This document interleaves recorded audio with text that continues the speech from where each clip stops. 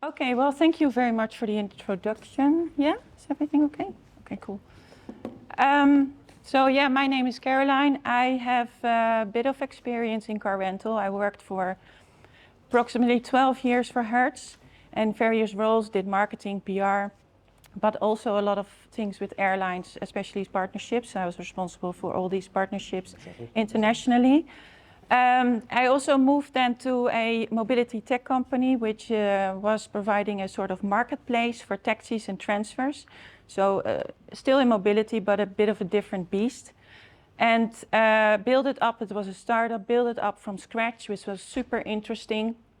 Also because the element of transfers and taxis is even more behind than car rental. So in a travel chain, obviously you have your flight, hotel, car rental, and then people start to think about taxis and transfers, etc.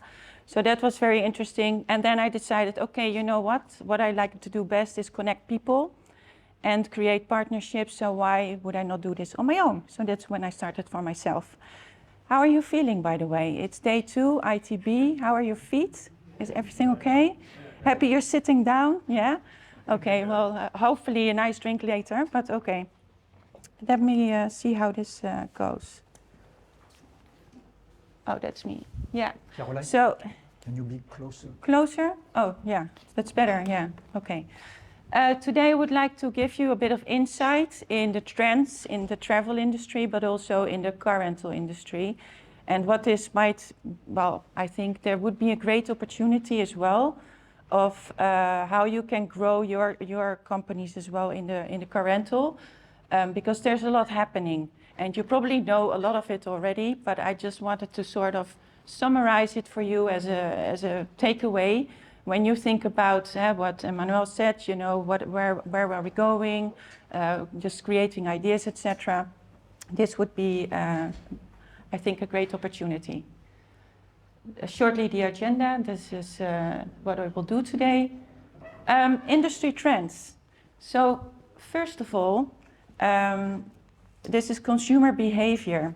The first industry trend I would like to discuss is live tourism. So people are, obviously there's the traditional travel trend where people are going on holiday or a business trip or stuff like that. But with the new generation, there is more travel around live events. So if for concerts or big, I don't know, social events or, you know, sports events and stuff like that. People are traveling around those and seeking for solutions around these as well. The second one is actually my favorite, but I have a dog, pet travel. And I know pets in car rental are not really necessarily something you like because you have to clean the car better because of the hairs and everything. But you do see, especially in the airline industry, that pets are allowed on the plane, not in the cargo bit, but you know, also on the passenger side. And this is going to increase. So we need to get used to seeing more pets on board, whether we like it. If you're a dog hater, you would not like it, but that is happening. The third trend is the first class. So first class is emerging. Airlines are heavily investing in their first class offerings. You can also see it on ITB, how they present themselves. And it's more booked as well, so demand has really increased. This is, I'm coming back to that later, also reflecting in the choice of cars that you can offer.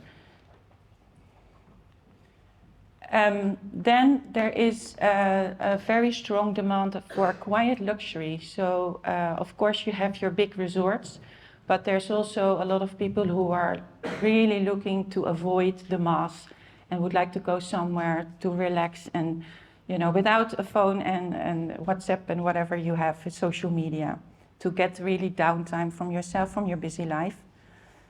Fifth one is products and services. So people are traveling to experience new products and services. That could be products and services of a total different company, but it could also be the products and services some travel company has to offer, which you would like to test.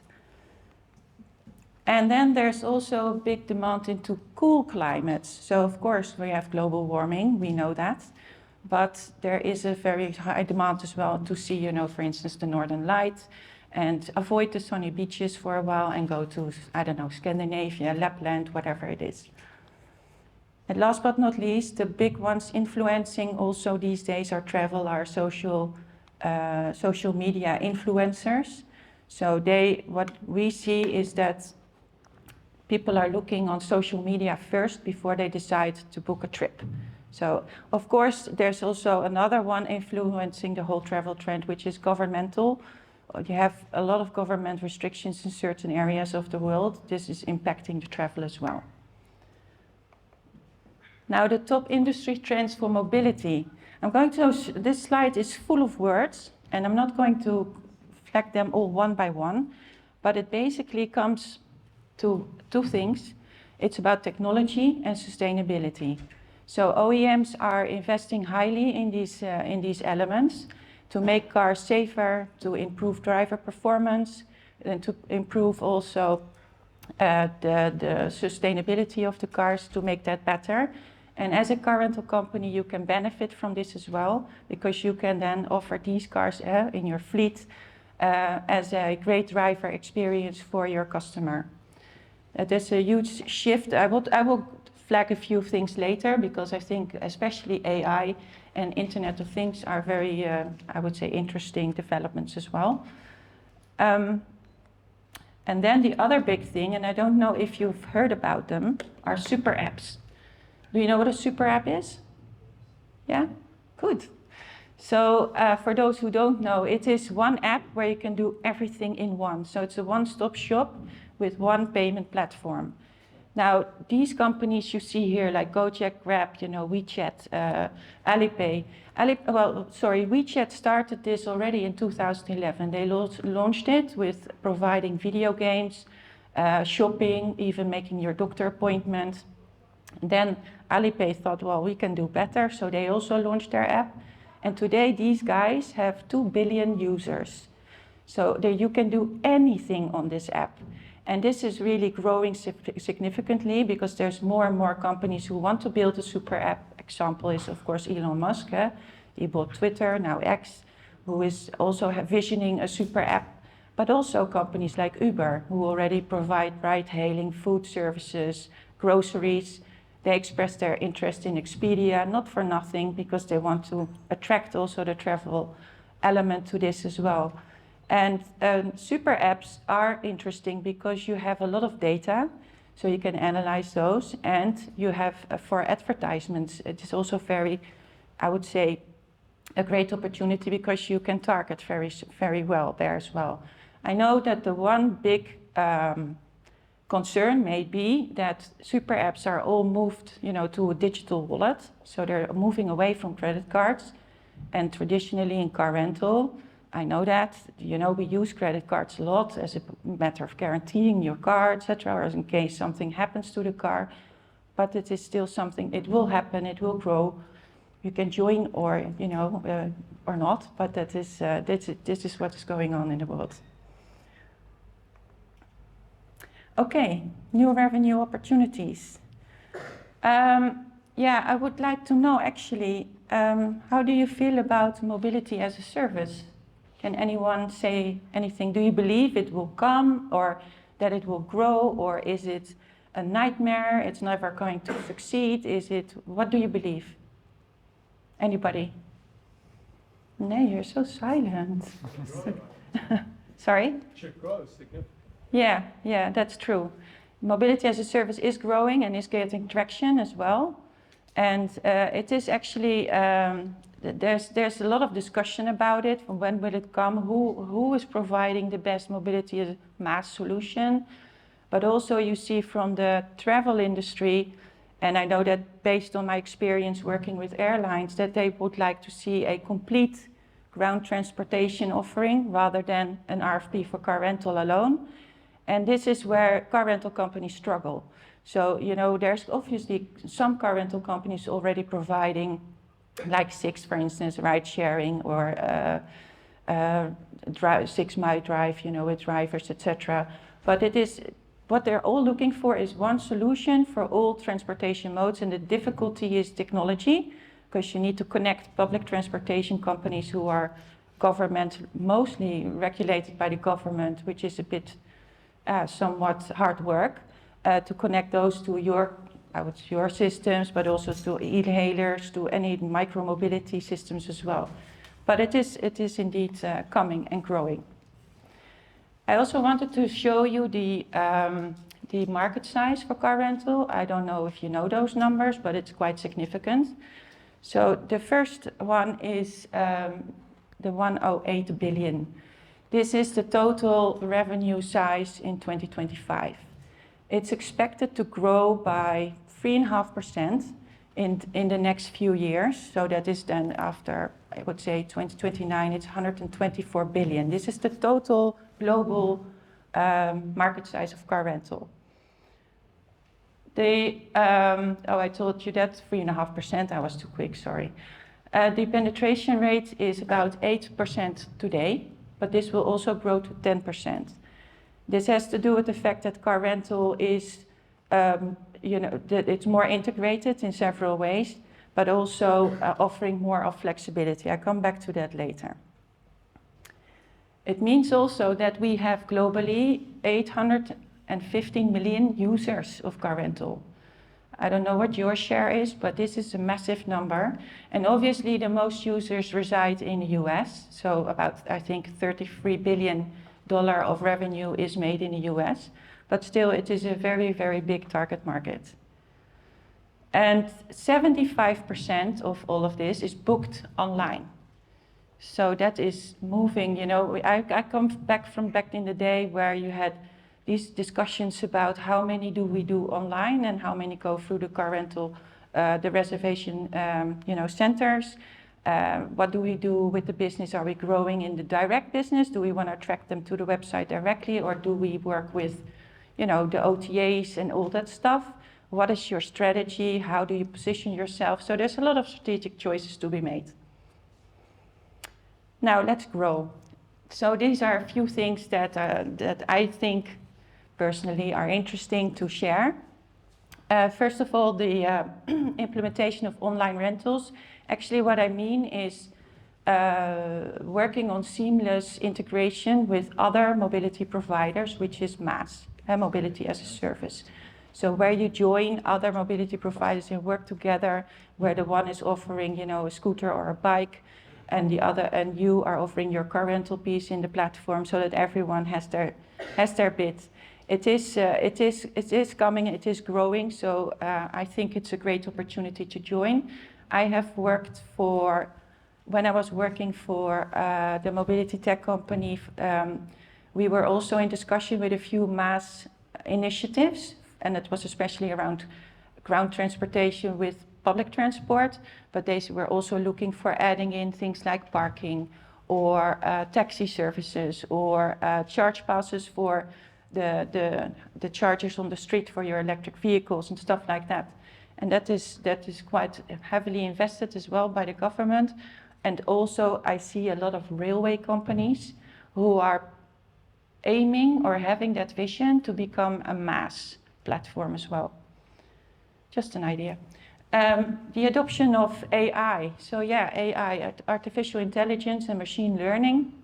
This is already monetized by airlines and hotels, but I think this will also be a no-brainer for car rental. AI allows you to predict demand, build pricing models, even you can use it for your maintenance and vehicle usage, breakdowns. You can predict even the downtime of vehicles. So AI plays a significant role also in customer service.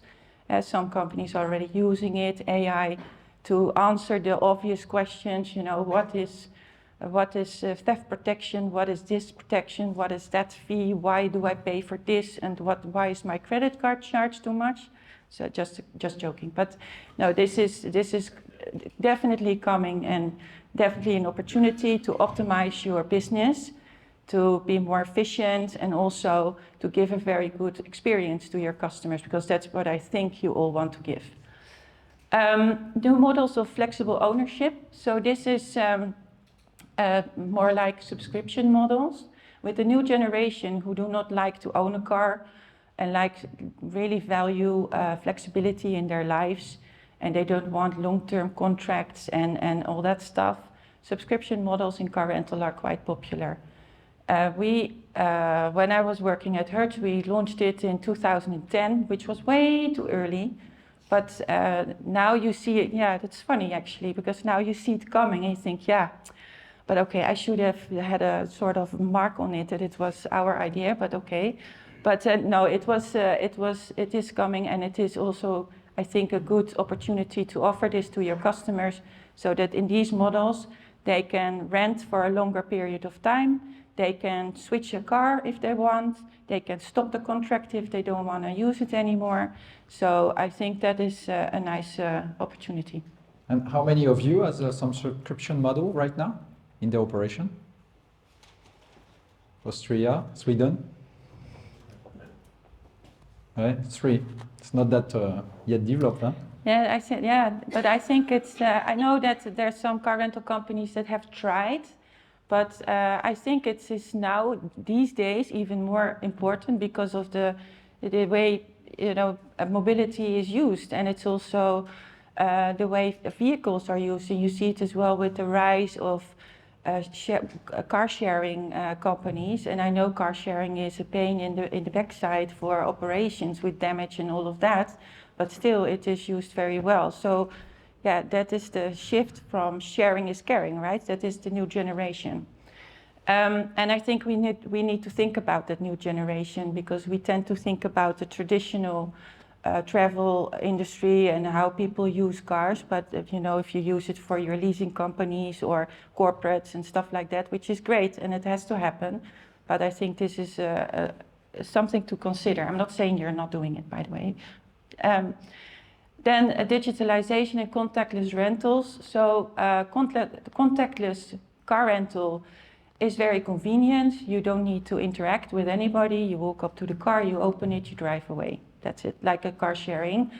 And it gives the users, the customers, basically also a good way of, especially after Corona, this was a topic because you're not interacting with people, so there's no health or safety concern, but it still is a great customer experience if you can offer these as well. The adoption of AVs, autonomous vehicles. So yeah, these AVs are not a futuristic concept anymore, they're coming. And it's predicted that in the next 7 years, this will grow with 38%. So OEMs are investing heavily in a self-driving technology.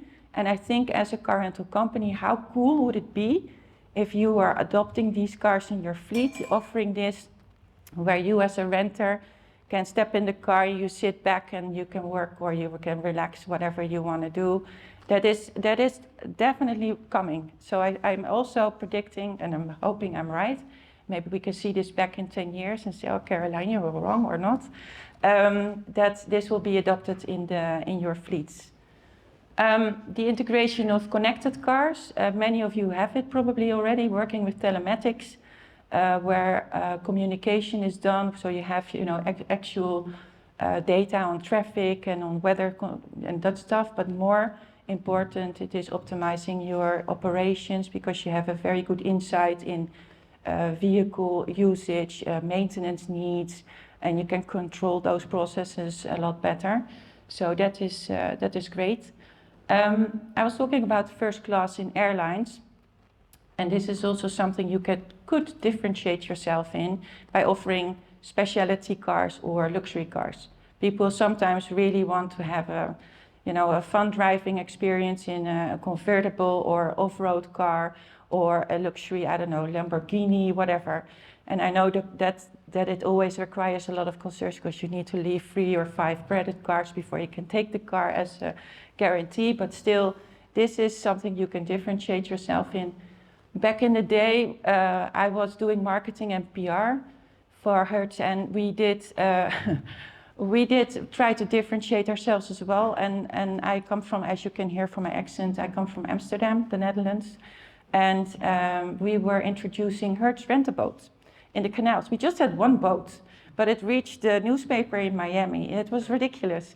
Just creating some buzz and fun about car rental, because car rental is often seen as a must-have, not super sexy, but you can do a lot of things with marketing and PR activities to make it really fun. We also did a championship. You can't even do it today anymore. If you think about it, we organized a championship reverse parking for women.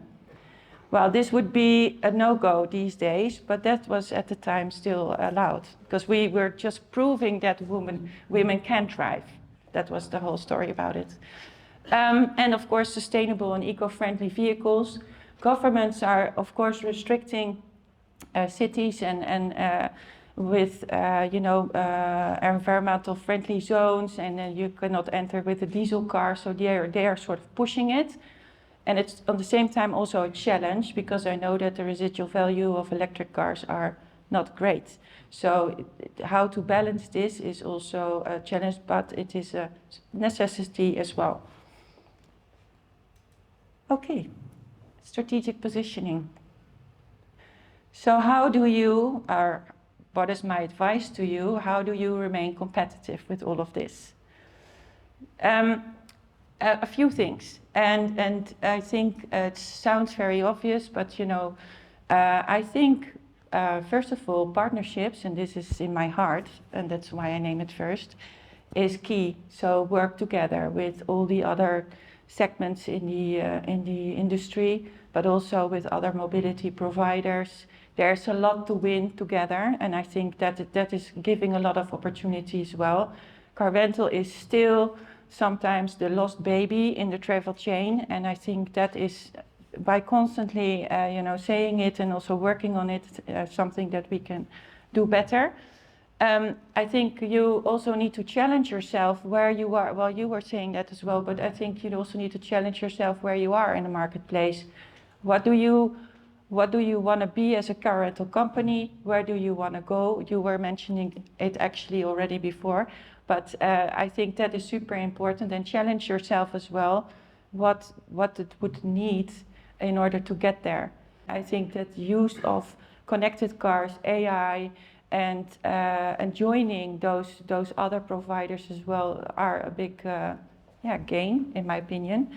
And I also wanted to thank you and open the floor for questions.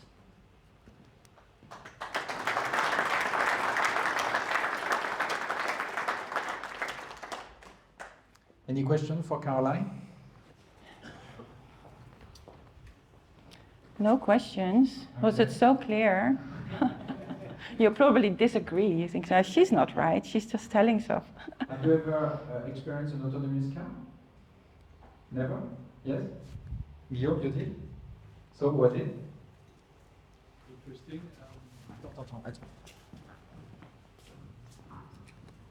It's interesting, amazing, because you don't have always the same reflex, in fact, and you have to be free in your mind to say that the machine do the thing for you.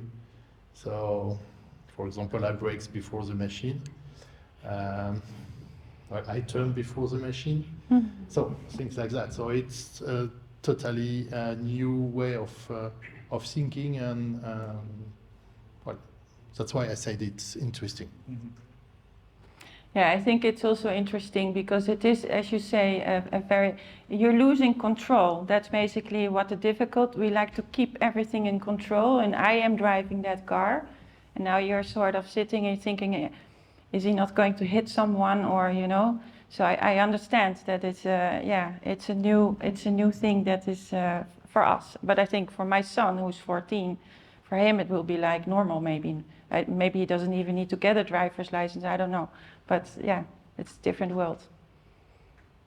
Any other question? Yes? It may be a more difficult one, but because you really succinctly laid out what's happening.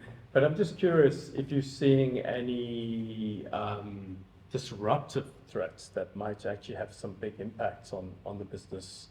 Or is there anything that's very evident? Maybe there isn't at the moment, but I think I think the disruption is more on the tech side. So the more of these big companies evolve with their technology and their abilities to grow these things. That is what I see as disruptive.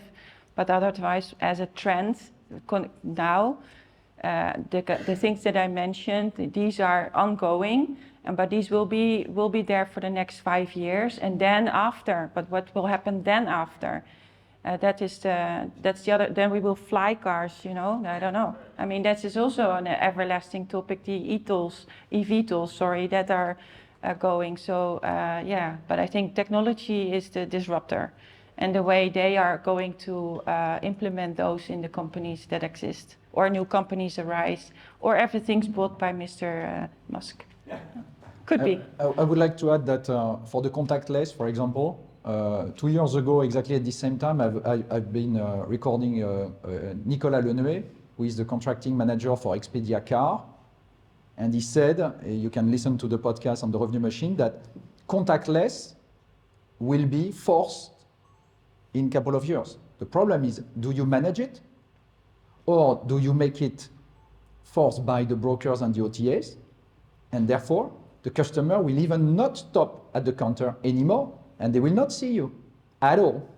And we know that in many countries, we had discussion this morning, in Romania, the current price is 0.20 euros per day. He's making 70% of ancillaries.